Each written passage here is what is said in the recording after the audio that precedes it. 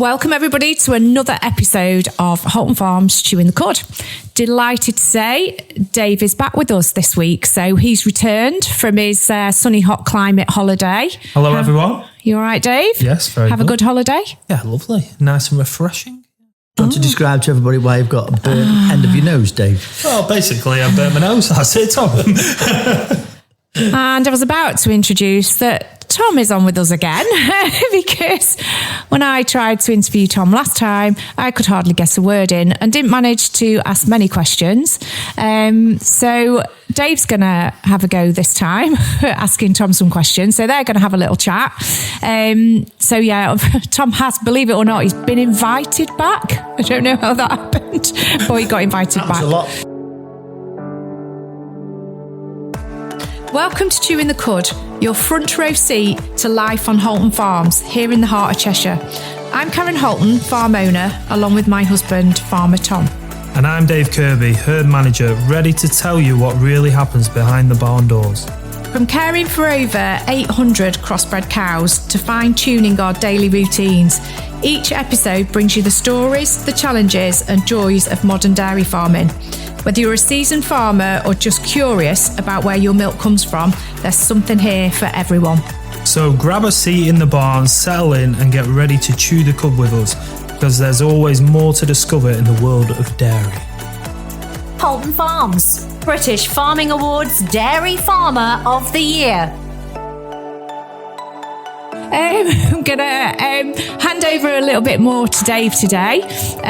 We're probably going to, I will intervene because I can't help myself. But Dave's going to ask Tom a few questions. Might be a little bit serious, some of it. It was supposed to be, but no doubt Thomas will bring some light and fun and joy. So Dave, good luck. That's fine. Over to you. Yeah, I've had a nice break. Listened to your podcast while I was away, Tom, and I thought it was brilliant. Thanks, Dave. That's it. All right, calm down. Don't. No, I did. It was really interesting to. Refreshing is the word you're looking for. Yeah, that as well. Yeah, it was really interesting to listen to like the whole story behind yourself and the farm. So a question that came to mind while I was away is, in your opinion, what is wrong with the farming industry, and what would you change? Oh God, this is going to take forever. I thought these podcasts were only about 40 minutes. Yeah. Well, I don't even think that some of them should be that long. This was just going to be like a quick 20-minute one, if that. One of the main things, I think, for me is, as an industry, we don't send a bill. So we're so reliant on just accepting what we get paid. So for me, that is, we take a lot of risk with the weather, market prices, all the diseases, all these problems, foot and mouth, one thing or another, fall upon us. But then at the end of the day, we can't not dictate, but we can't decide on whether we sell our product or not, because it's such a perishable good that we can't just stick it in the shed for 6 months. It has to be sold daily, and they know that. So we're reliant on just taking, we're price takers, not price makers. So if you were selling, I think I brought this up last time, nuts and bolts, you know your cost of running your factory, you know your cost of your steel, you know how much your bank loans and everything are costing you interest-wise, you know how much margin you want. And so you go to the market with the price for those nuts and bolts, and then people either buy it or they don't, and then you have to work around that. And we don't have that luxury, I'm afraid. So I think... that's one of the major things that I think we buy everything at retail and sell everything at wholesale. So I think that's a real bad part of the way the whole farming industry works, probably. We're just dictated by the price and whether we make, lose, break even, and whatever. And it's not like we've got massive amount of money invested here. Just to tittle along, the amount of money that's invested in the cows and the money we need to borrow for an overdraft and the feed and the labour and all the inputs that go into making a milk. It takes a massive amount to just produce 1 litre of milk every day. And that's why often we're accused of, flooding the market a bit. But sometimes when the price is good, we have to sell a bit more to try and make up for the bad times when it was bad. And then unfortunately, as an industry, we tend to produce too much. And then what happens is the price then crashes and we go into a trough again. But something to correct that was milk quotas some years ago when we had that European milk quotas, and that tended to steady that because each farm was only allowed to produce so much milk if the whole country was on a quota basis. So this farm, we bought milk quota and that and sold some and traded in it a bit. But at the end of the day, it kept a constant price, and we don't have that. And at the end of the day, we produce all this lovely, nutritious, fantastic product. And in the milk contracts, it's all has to go off the farm, and like the milk buyer has the right to all of it. Now, if we had a contract with a dairy that said we send about 16,000 litres a day at the moment. They said they wanted 16,000 litres a day and no more, no less. And if we sent any more, we didn't get any money for it. Well, that's just going back to nuts and bolts. It's like Land Rover Jaguar want 1,000 nuts and bolts. We don't send them 1,200 and expect to get paid for them. So some of it's in our hands. I think we should be. The country needs so much milk. And, doesn't need extra, doesn't need less. So, yeah, that's one of the things I'd change, Dave. Why was the milk quota done away with? Well, that was a European directive that they weren't seen to be competitive in the world market, that they couldn't produce anymore. And it was when we were in the EU, and Britain voted to get rid of it as well, that it was disbanded because they didn't feel it was a fair marketplace. But for me, I felt like it really worked and kept a constant supply. They don't produce tons and tons more electric or not enough electric. The amount's produced what we need, and that's what we should get back to.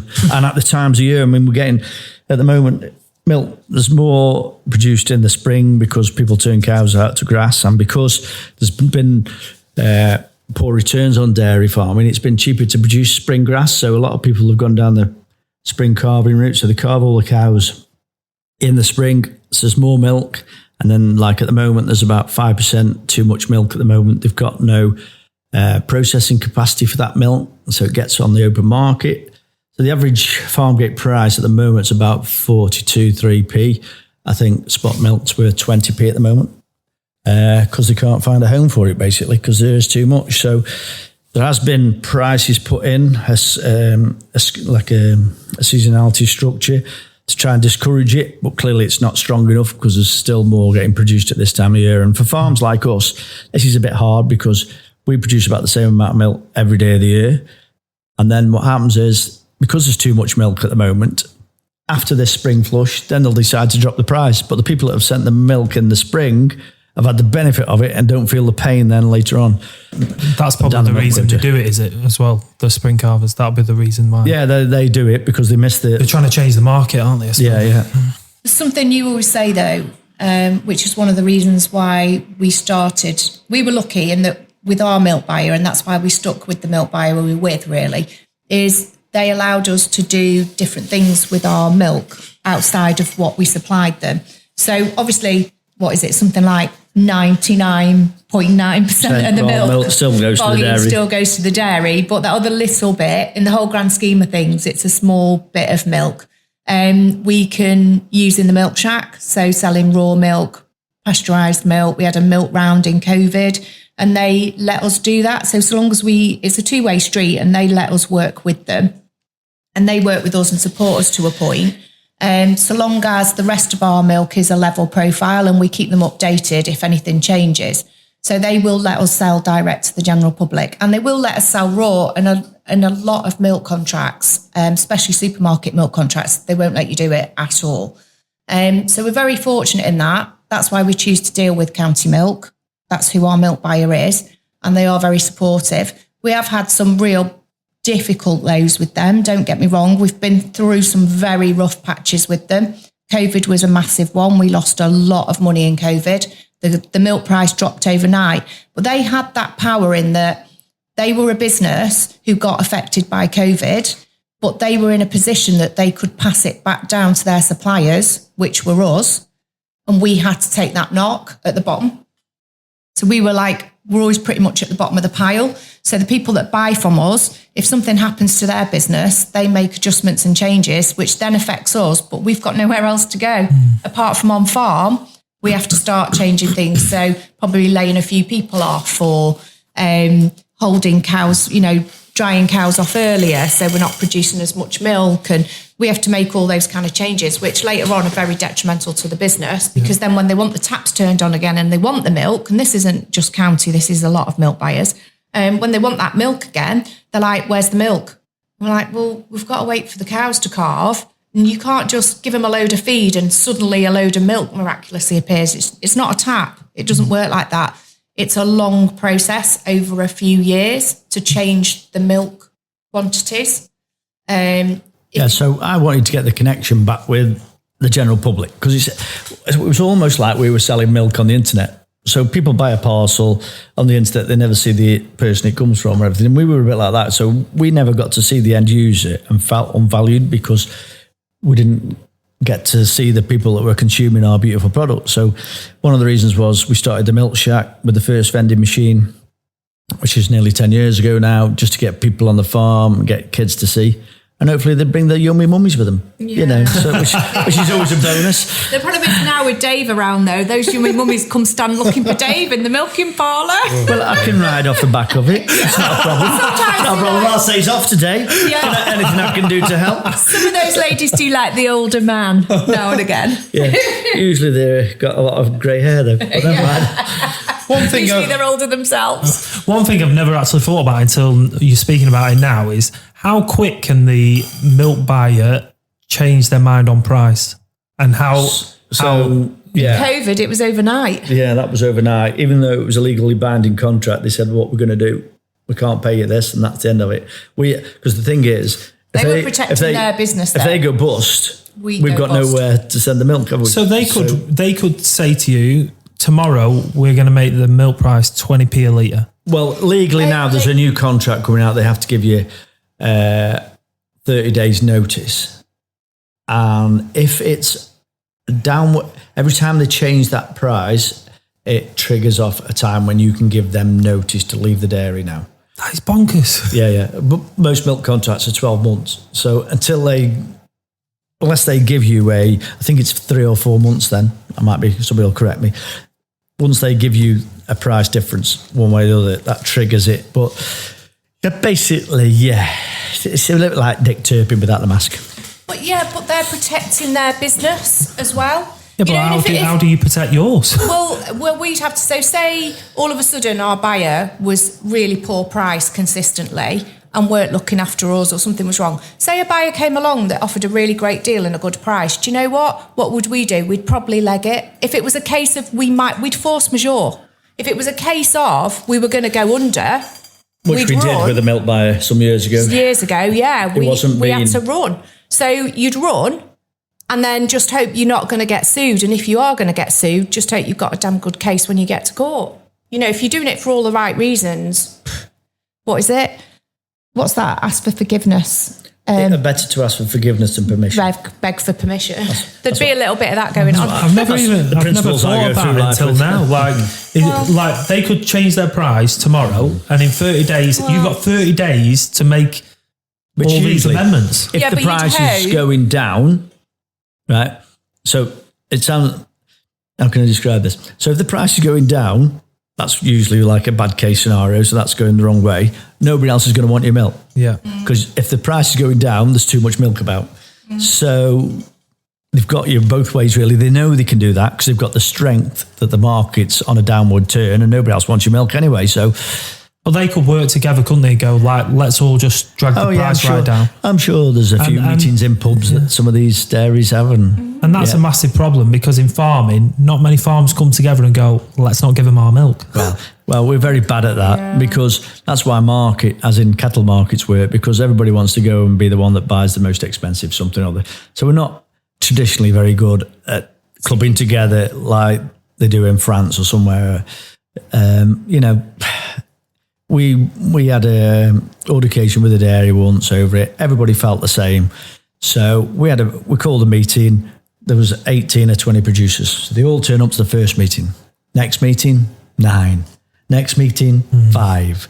They're all, in theory, they'll stick to it, but getting people to all stick together. Once you go out of the door. I've always thought if you didn't send your milk for 2 days, and every farm in the whole entire UK didn't send the milk for 2 days, they'd be screwed. Yeah, but people won't do it. Farmers won't do it. They won't stick together. It's a lot of money. 50% would do it and 50% wouldn't, and then they'd still scrape through and it wouldn't have had the desired effect, would it? And also, you've got to think that 2 days worth of milk or even a day's worth of milk for a lot of us, if you're a big producer, that is a lot of money. How much is that, love, for us today? I don't know. I'm not very good at maths. But it's a lot. It doesn't matter. It's a lot of money. And in the whole grand scheme of things, you've still got all your costs. But if that lifted the milk price by 2 or 3p and we sell 5 million litres, it's 150 grand. I know, but I don't think it would, in the fact that later on down the line, it's all going to go back to normal and they'll claw that money back somewhere. So I don't feel it would be the answer. From the fields of Cheshire, it's Chewing the Cud.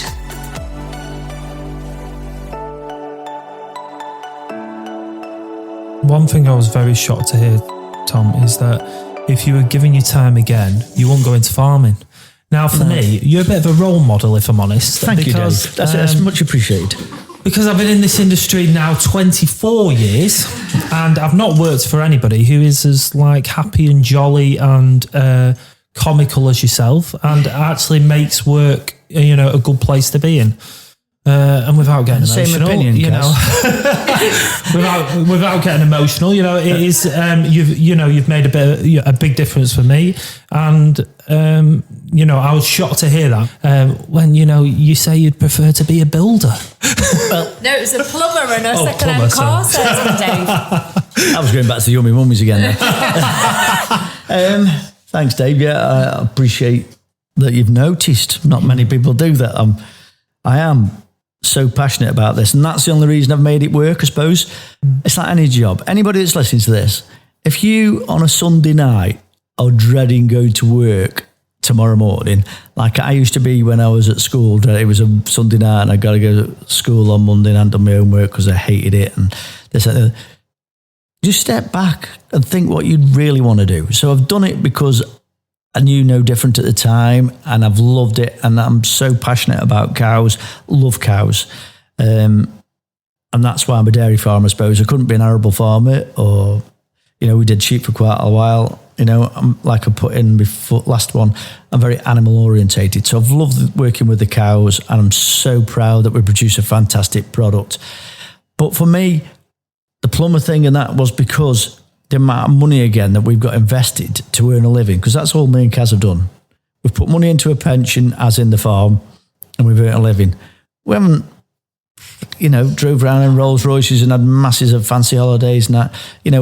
Since Kaz has been home, we've both done 80 hours a week. We draw a very minimal amount out. Yes, we live in a nice house, but it's not ours. It's going to enable us, part of our pension is to get a house to go and live in. But, if I was a plumber and had a 10 grand, 15 grand van, a couple of grand's worth of spanners in the back and a few spare parts, I'd finish probably late on a Friday afternoon, have every weekend off, earn twice as much money as I've got now, have more holidays because I won't be so reliant. And at the end of the day, it's about what you want to do with your life, I suppose. So I've been happy doing it because I've enjoyed it, and it's been my life. That the whole farm's consumed me. It's my life, and I've been lucky that I get on very well with Kaz. We work together, and we've spent hours and hours together working. I can't imagine not having that. I can't, for some people that wouldn't work, would it, Matt?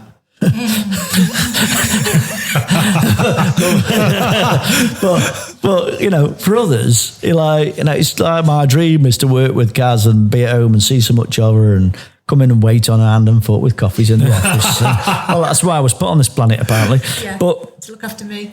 But whatever job you're doing, just take a step back and go, what would I really want to do? Because there's so many options out there at the moment for people with jobs. Like, if you go back 20, 30 years ago, you couldn't change jobs or whatever, but there's that much opportunity now. if you're an arable farmer and you want to be a dairy farmer, go and work on a dairy farm for a week and have a look at it.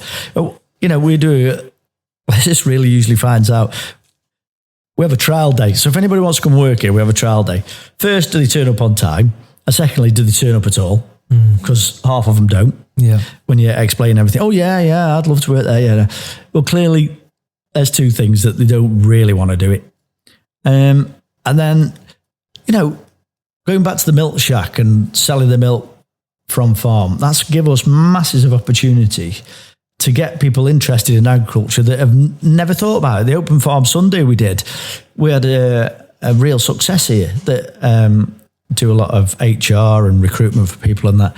They had so many people coming up to them and going, how are we going to get into agriculture? I've never thought about it. I just thought it was a closed door. And we had Lee the foot trimmer here this morning, and we were chatting to him, and the two young ladies that had been milking this morning came over, and he said, God, what nice girls. They really got on with it this morning. They didn't push cows too fast for us. They asked us when we wanted to finish and that, and a lot of that is thanks to how Dave is with them. So when they come here and neither of them are from a farming background. One of them's a vet student, and one of them just saw a job that Dave put out. Neither of them had got dairy farm experience previously. But we always say it's easy to teach somebody how to do something. It is to teach somebody not how to do something. So that could be today's quote. It's easier to teach somebody how to do something than not how to do something. I always say to unteach them. Because that is really hard. So they don't come with bad habits. They get here, they only know one way. And that's the way Dave's taught them in the parlour. They do that. They know how to be quiet. We don't do this. We don't do that. You do this. You do that. That's how you wipe them. Well, people come with no bad habits then. They're a blank canvas. And so you train them how you want them to do the job and how you do the job. So my thing is, I always say it's easier to teach somebody than to unteach somebody.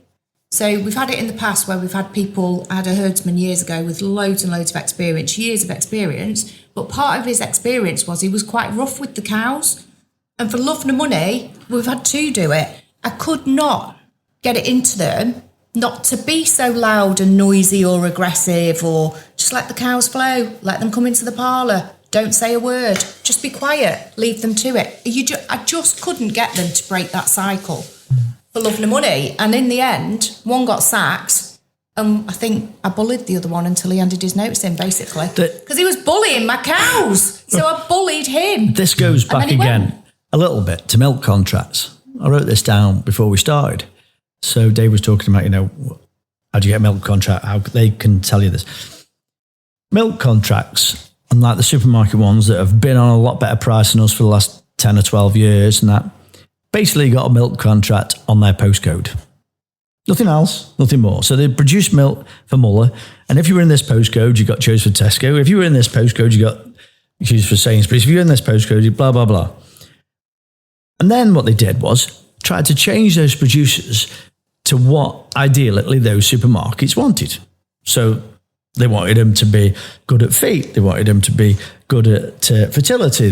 So they gave them all these sticks to direct them into the direction they wanted to be. And that was all to do with the transport of the milk. Nothing to do with the quality of the product, nothing to do with the quality of the farms, nothing.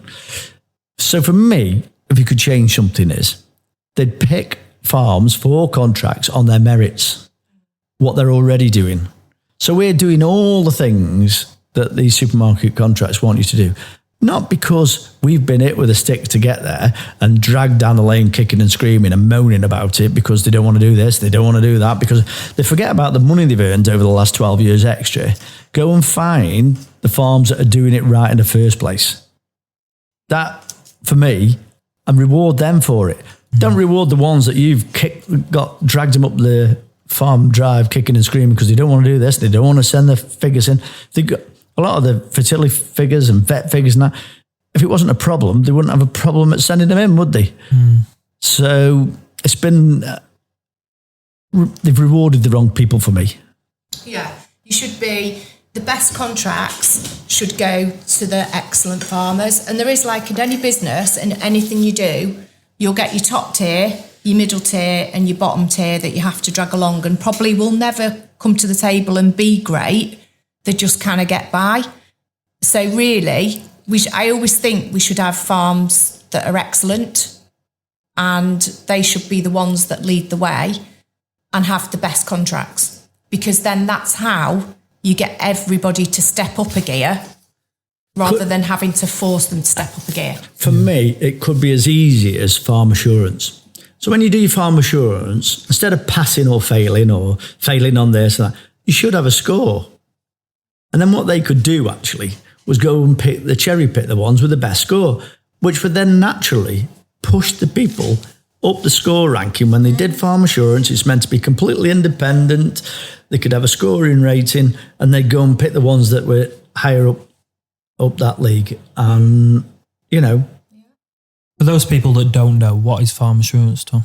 What do they do? So farm assurance is a bit like exams at school. Well, it's red tractor on your food in the on your food. So you have to meet certain standards to be able to pass farm assurance. So they come and check oodles amount of paperwork to make sure you've got everything up to date, like cattle movements and medicine records, all that sort of thing. And we must have about 10 folders of stuff that they ask for, make sure that you've had the parlour serviced and everything like that.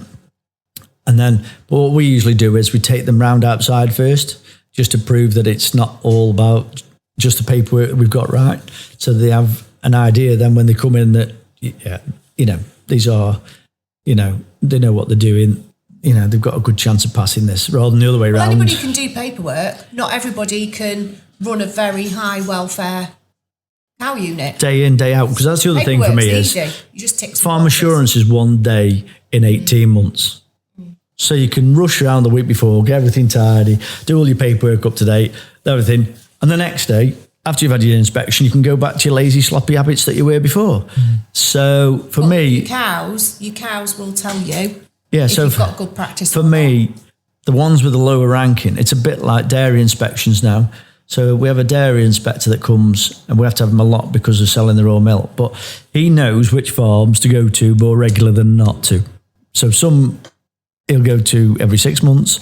Some he'll have to go to every 12 months, some 18 months. Well, farm assurance should be like that. So they'll know when they go, they might need to go back to that farm every month and make sure that they're doing it right. They might go in every 18 months that they've just scraped through. And if we were all to the same standard, we'd all be to the same standard, but we're not all to the same standard. And it is a good thing. Farm assurance is a good thing, to have an assurance that we all stick to. We produce food at the end of the day. So if it's run right and it's fit for purpose, then it's great. And we definitely need it. And consumers need to know we have it. Otherwise, we're just going to be like any other country. And before we know it, we're eating chlorinated chicken or hormone-injected beef. It makes sure none of that sort of stuff's going on. That sort of rubbish is happening. So it is an assurance, and it's definitely required. I just want to see it get harder and not be so paperwork focused on stupid things like ticking a box because you've serviced your parlour. That's just ridiculous. Because if the parlour wasn't milking the cows properly, you'd have lots and lots of mastitis. It'd be completely counterproductive. But if you go outside and your parlour's all rough and you've got lots of lame cows and, we're producing a food product, those are the sort of things we need to concentrate on. It should start with the animals, not the paperwork. Well, they just have to look at the cows, don't they? Then look at the back to scan the cell count, and then job's a good one. So given the challenges you've talked about, why do you strive for excellence, and how do you keep it going? We strive for excellence because that's what I've always done. I was really good at cross country because I wanted to beat everybody else at school. I was crap at exams, so I wasn't very good at that. But when I did something I enjoyed, like going to Rees Heath, I really excelled in it because I was interested in it. So that goes back to the job thing. If you're not interested in the job, you're never going to excel in it, and try and pass that on to everybody else without... I always say my job around here is to find out what's wrong, not what's right, unfortunately. So I have to spend my time, like this morning, every time the foot trimmer comes, we have to tie a few gates up to make it easier for the foot trimmer to get the cows into the chute and do all that. And then everybody cuts the string off and I walk around the yard and pick all these bits of string up. Every time he comes, every time I say something, every time I go around and pick some string up. And that's my job around here, is to go around and find the stuff that's wrong, see this, see that. So it is a bit hard to try and keep it upbeat. But then titty bar on a Friday helps when we all have a beer together and a bit of a laugh. You've got to be good cop and bad cop, and try. The way I deal with it is being light-hearted sometimes, which gets shunned upon by my wife, but I have to make fun out of it. So I'll go to a member of staff this morning. So who was it that didn't turn the pump back on when you cleaned it the other day? And they'll go, oh, it wasn't me. And then I'll go, oh yeah, and it wasn't Pete, and it wasn't so-and-so, and it wasn't. So who was it? Make a bit, and then it resonates a bit with them. And, people are at work for a long time, so you've got to make it a bit of fun. Yeah. And one thing I like to say to people who struggle a bit with their mental health is when you wake up tomorrow, always press the reset button. And I've noticed with yourself, Tom, that you do that very well because it's very difficult to do. But I always notice if the day before you've been stressed or you've struggled, the day after you're always back to your jokey, normal, happy self, which I think is very difficult to do, but you do it very well. I mean, I try to do it sooner than the next day. So if I've got something to say, I've got something to say. I'll say my piece. As far as I'm concerned, I've said my piece. I ain't going to sulk. Yeah. Can't be doing with sulkers. No. Sulking is a really bad trait, a bit like jealousy. Yeah. And most of the time, the people that sulk, we had this discussion this morning, didn't we, about certain things. The people that sulk about things are the ones that have done it wrong. Yeah. So the ones that have done it wrong shouldn't sulk, should be a bit more humble and go, do you know what? Yeah, I did mess up there. I'm really sorry. I'm going to try my best. And that's all I want. People to try the best, not to do it again. I don't go out there with the intention to go, why haven't you done this? Why hasn't that been? But I just want, the only way it works around it is that attention to detail. If I didn't go around and mend stuff, the place would soon end up. And then we would have to go round a week before farm assurance and make sure it was right. Now, anybody could walk onto the farm any day of the year and it's the same as it was on Farm Assurance Day. And that's how it should, that's how we like it rolling. We're like, everybody, people that work a long time, you've got to make it enjoyable. There's nothing worse than dealing with sick animals and broken things. Or gates tied up with string. Oh, yeah, that's my pet hate. That can't ever happen. We had a period when we were doing a new parlour and the yard was just, we've got stuff tied up. And I hated it. I just hated going out the back gate in the morning because everything was just a shambles. And there was a long game, but So thanks for that, Dave. But I do try to don't get me wrong, you can lose it sometimes. Along with the best. Painting a picture along with the best. Like you are just God and amazing and such a happy-go-lucky bloke Shame every my wife day. doesn't You pull the team together every day. God, you can lose it though. When you lose it, you lose it. But not without purpose, though. And I'm always saying, I've never seen him the next day carry that forward, and that's a very good trait to have, I think. Yeah. Whereas when I lose it, somebody's usually got sacked or getting sacked. Next day, not all the teams still here. That probably goes back to my previous marriage, Dave, and had to forgive her a lot. So I learned that a long time ago that for my own advantage, if I just carried that on. The other thing is with sulking and that, it's a bit like jealousy. It's very similar. When you sulk, it usually doesn't affect anybody else. It just makes your day really, really miserable and horrible. And you get in this low bit that you can't see out of it, and you're the worst. We have somebody here that when you tell him they've done something wrong, then he'll come at me, well, I'm useless, I can't do this right, I can't do that right. No, I'm not saying that. Yeah. All I'm saying is you haven't done this one thing, right? And just concentrate on that one thing. Don't think about you're no good at anything, even though that's probably this is where it comes back to, because that was how she made me feel I was worthless and that. And I had to keep picking myself back up. So probably when I'm like that and feel it, I don't want it to last. No. Why would you want that feeling to last of jealousy or anger or anything? You want it to go as quick as you can and be the other side of it. Yeah. So looking back at your entire career in farming, you've done an amazing job and you still have, is it 13 years left on the tenancy? 12. Okay. Hunger's the word. 12? 12 years. Yeah. Okay. So the next 12 years, Tom, what's your goal? What do you want to achieve with this farm? And what would make you happy when you're putting the doors shut behind you on the farm and that's the last day ever in farming? What would make you really happy on that last day? Well, I'm too old now to be a professional footballer or a gigolo even. So that's two things I'm not going to achieve, Dave. The older ladies wouldn't mind you being a gigolo. So let's be on thing then. Still the gigolos on the list. OnlyFans, here he comes. To be fair, like, we would like to win the Gold Cup, etc. I, still want to do some Cheshire Farms stuff. But the chance just to change things slightly, if we could change before our time was up while we were still in it, something to do with the milk contract basis, I feel like we'd really achieve something. Like, we've done AHDB strategic farm for 5 years, didn't we? Sorry, what's that? So AHDB's Horticultural Development Board. So they take money off us. They take money off us. That's what that stands for. And what they're meant to do is help educate the rest of the industry through that money they take off us. So they had strategic farms all over the country where they want to show best practice. So we did that for 5 years and had some really good, interesting meetings. That we had some international speakers here that talked about things and etc. etc. So I always said, if we only affected one cow's life through doing all that, it was worth it. But every time people came here, we had the chance to change thousands of cows' lives by just people going back and doing something slightly different. So you want to leave a mark by having an impact on the future farmers and... Yeah, definitely, because at the end of the day, unless this country wakes up to food security, won't affect me and cows, but down the line, you ain't going to have the food to, rely on. And while you're here, Kaz, I know this is not about you, this podcast, it's about Tom. Is it? It's always about Tom. But while you're here, what would your goal be for the next 12 years?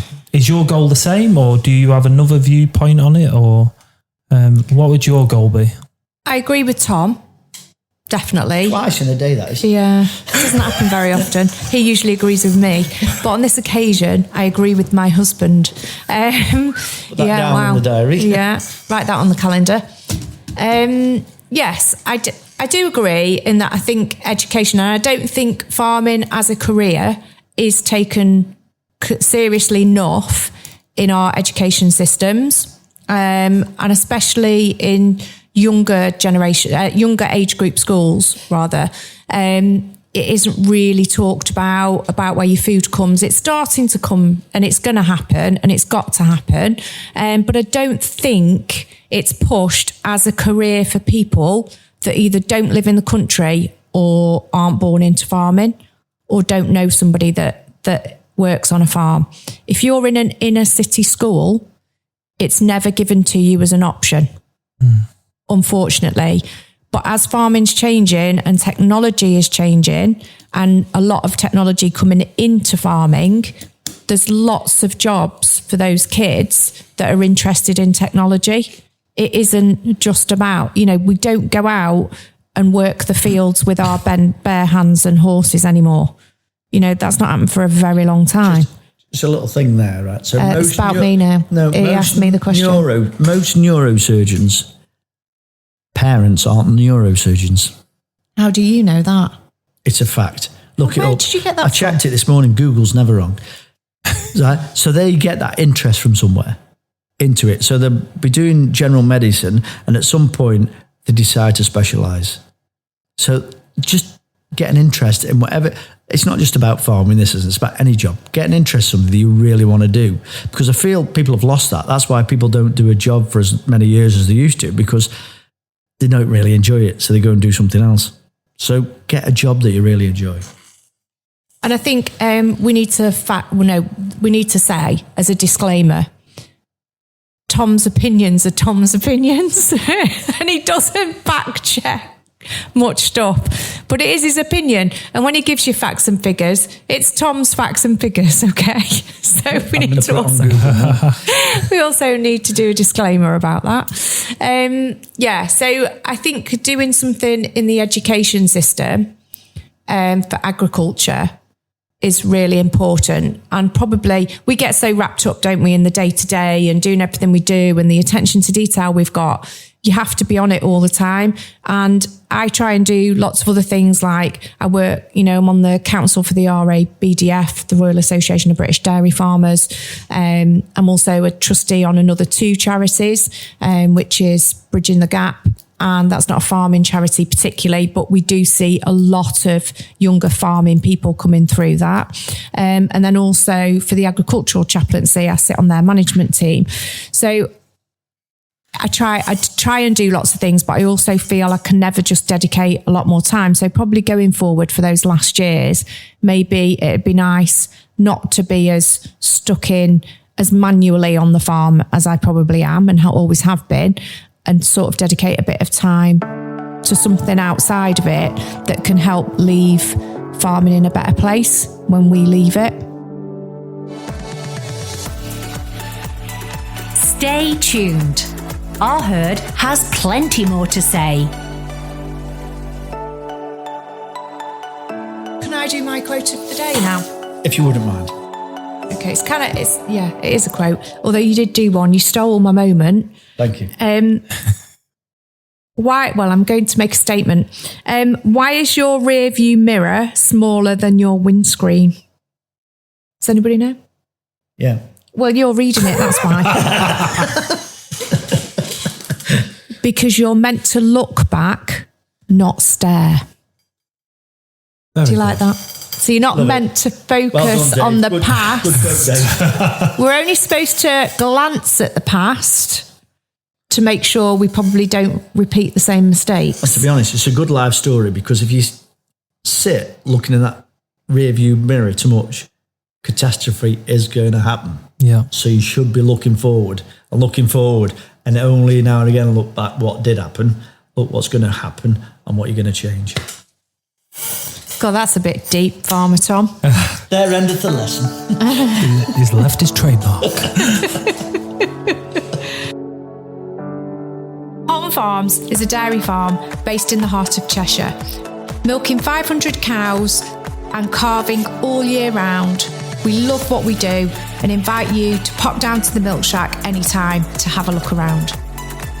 Thank you for listening to this episode. Please remember to like and subscribe to keep up to date with all our future episodes. Chewing the Cud with Karen and Dave, your insiders at Halton Farms, British Farming Awards Dairy Farmer of the Year. Stay up to date with everything that's happening at Halton Farms by following our social channels. All links are available in the show notes. And remember, we are social cows. Well, that was interesting. Another session with Farmer Tom. I had some backup this time from Dave, thankfully. I don't know if it's going to be a regular thing. Do you, Dave? I'm a bit worn out. I actually really enjoy it. Oh, good luck I then. quite You can enjoy do the deep conversations. Oh my God. I find it exhausting because I have to live with it every day. Don't forget, when you finish work at night, you go home. That's true. I have to go in the house with him. Just one thing I'd like to say is... Oh, you see what I mean? One of the other reasons is, me and Dave get on, is we've both got that sensitive side to us, unlike Karen. So I feel like having that bit more of sensitive side, which a lot of people don't have, helps it work around here. Yeah. Because we read people and, so yeah, Mrs. H, watch and learn. No, it's just you two are a pair of emotional basket cases. That's what it is. I'm the one that has to keep it all together. You going about being the glue. It's me who has to keep you two on track.